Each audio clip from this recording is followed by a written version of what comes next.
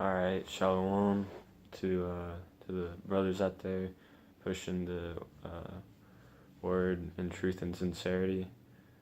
Call halal Yahweh Ba'Shem Shai, and I'm gonna jump right into it because the vibration is going out about the confusion of face Israelites, and I thought I could help out because obviously I'm a confusion of face, but some of those scoffers out there still think I'm an Edomite.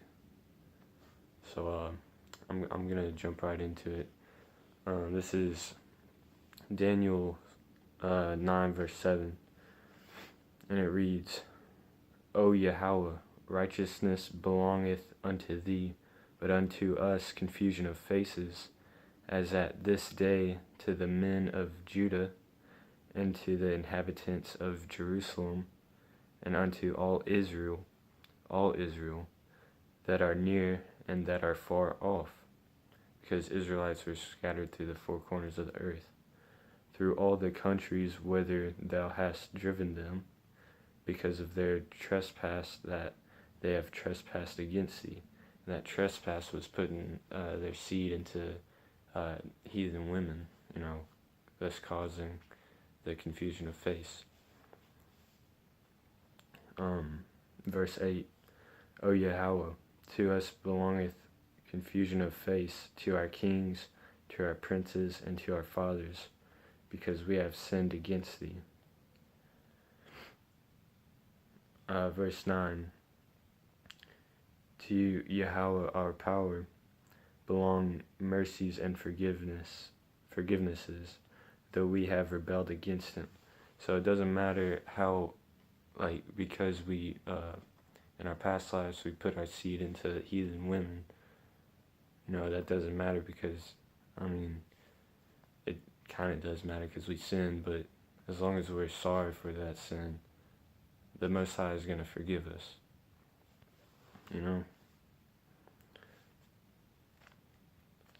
So, you can't say just because he's white he's either a heathen or he's not allowed back into Israel because he sinned and put his seed into the heathen woman. As long as they forgive, or as long as they ask for forgiveness, then that it shall be given. Ask and ye shall receive. Next verse is 1 Samuel 16 verse 7, and it reads, But the Lord Yahweh said unto Samuel, Look not on his countenance, or on the height of his stature, because I have refused him. For the Lord seeth not as man seeth. For man looketh on the outward appearance, but the Lord looketh on the heart. So that's talking about King David. It is talking about his first son of Jesse, and he was a huge dude, and he looked like a king, but he said, just because he's big and bad doesn't mean that he's gonna be he's my anointed, because the Lord saw in David, he was a small dude, he's a small young dude. He's like, that's the dude that I want over Israel right now. So you can't just look on my appearance, man. I know I have leprosy, but I got a dark skinned spirit, because I can shuck and jive and dance probably better than most, Jake. Shit, in middle school, I'll tell you a story. In middle school dance, my friends knew that I could dance, so I started dancing. Then I turned around and there's a huge crowd, around me. I was like, oh dang, I didn't know I was drawing a crowd. And then this Jake jumped in there, he's a Judite, he's dark skinned, and he starts dancing. And I was like, oh crap, it's like Dance Dance Revolution or Step Up Revolution, like those movies. So we had like a dance battle, and I ended up beating him, and like everybody went crazy. It's like, dang, you just beat a black dude. But I got moves too. Just because I'm white don't mean I'm not an Israelite.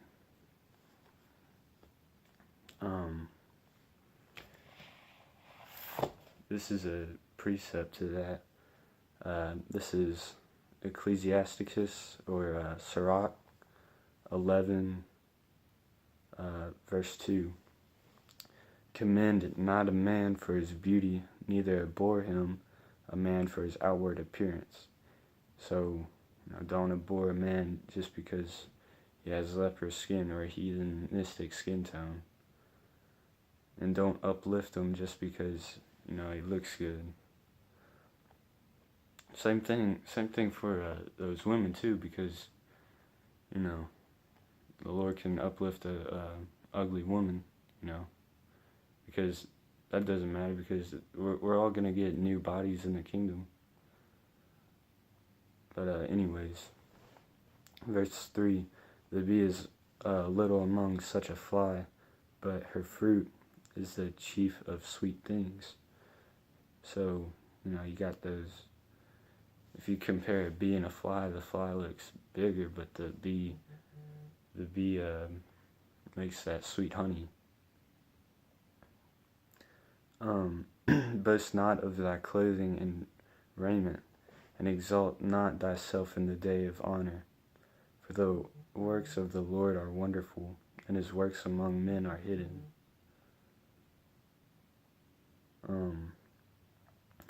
Verse 5, many kings have sat down upon the ground, and one that was never thought of hath won the crown, like King David.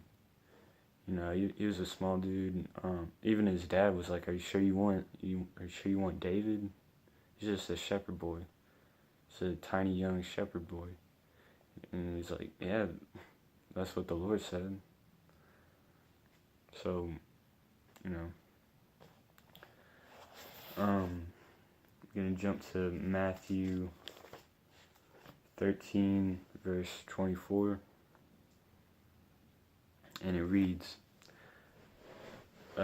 another parable put Yahushua forth unto them, saying, so this is Yahushua talking, the kingdom of heaven is likened unto a man which sowed good seed in his field.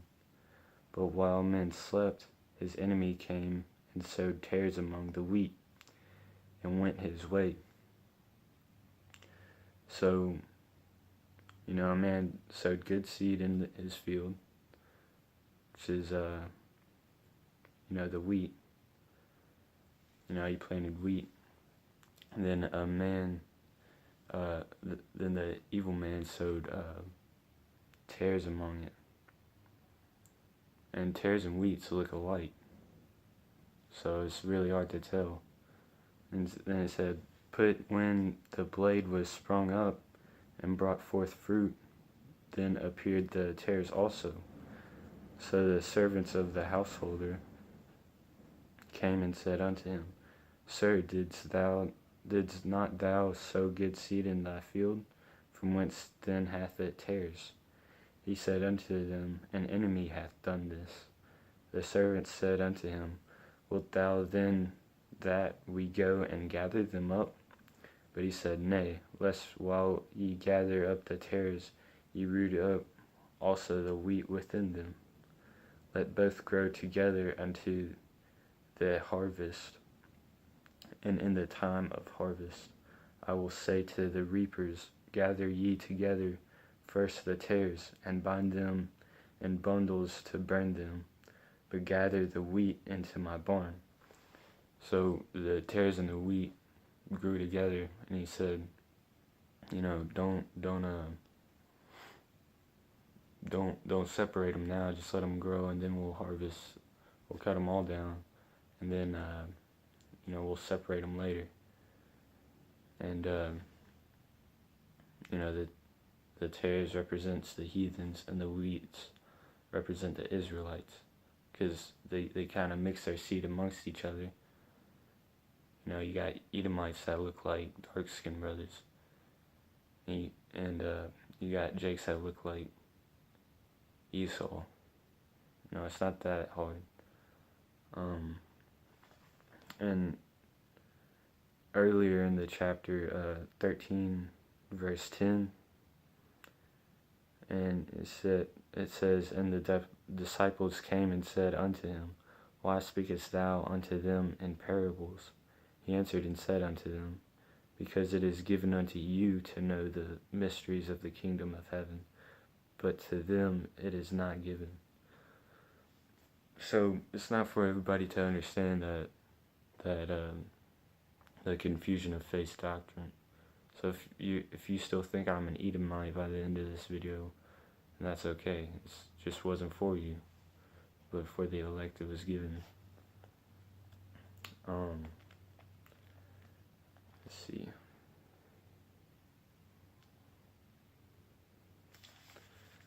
Let me grab. I'm gonna have to hurry it up. Hold on one second. Alright, this is Romans 2 verse 14. For when the Gentiles, which have not the law, do by nature the things contained in the law, these, having not the law, are a law unto themselves,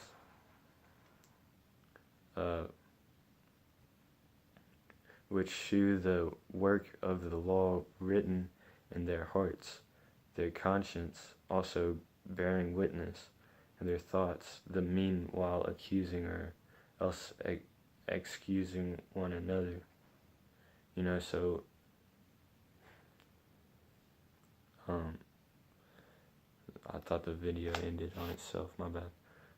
So if you see a dude that looks like another nation, but yet it seems like he has a conscience, and he's doing the things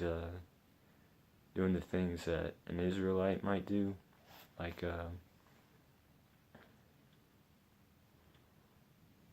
for an example, like you might not be down with the whole homosexuality, and he like makes fun of faggots or something. That'd be one example. This video is about to cut short, so I might have to do a part 2. But